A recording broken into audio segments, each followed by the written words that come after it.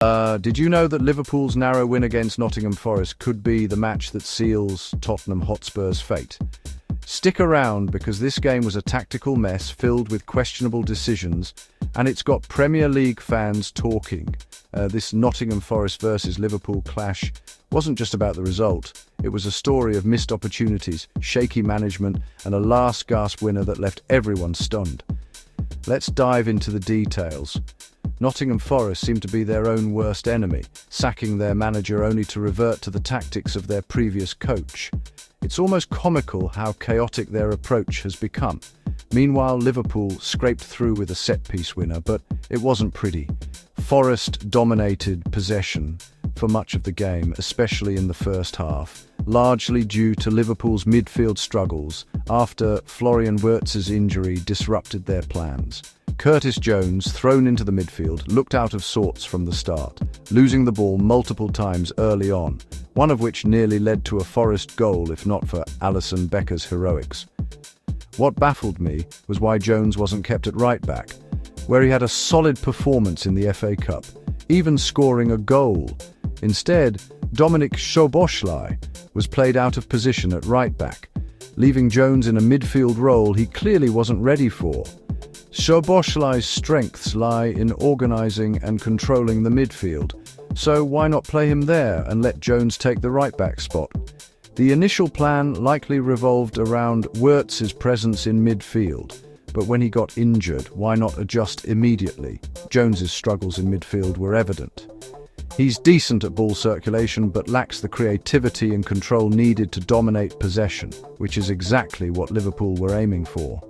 This allowed Forest's Morgan Gibbs-White and Elliot Anderson to take control of the midfield, pushing Liverpool into a defensive stance. Without a pacey striker like Alexander Isak, Liverpool had no foundation for quick counter-attacks, forcing them to rely on building slowly from the back.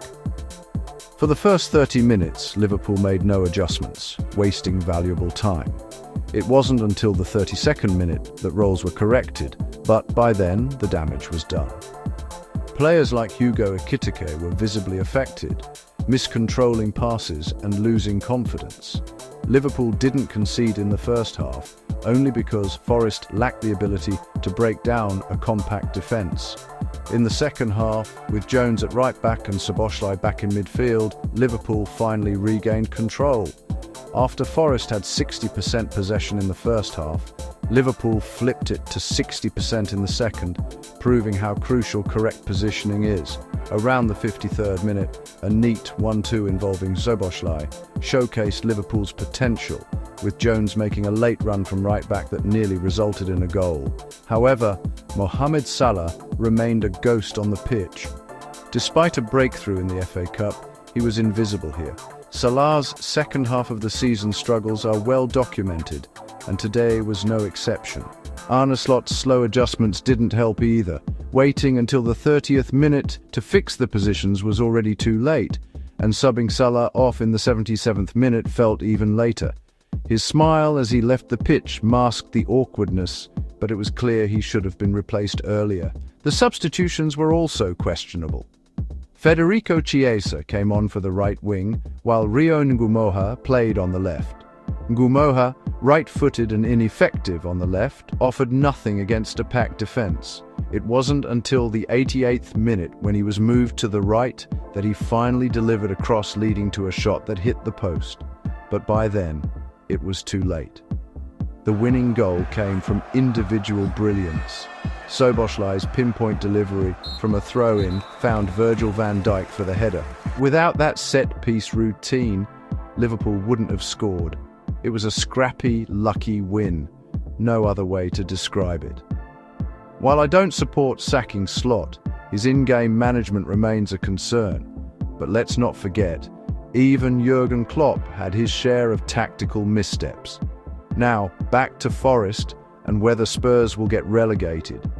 Forest's insistence on possession-based play feels like a return to their early season failures.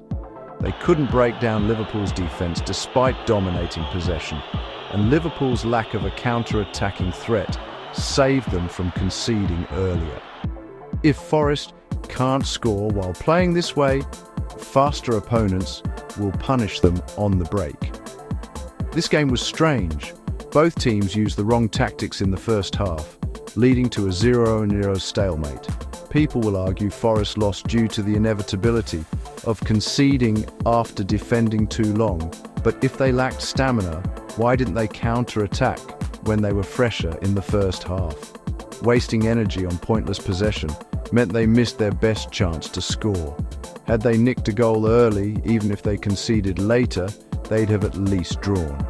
Conversely, Liverpool would have been better off dominating possession early, while Forest should have countered while fresh.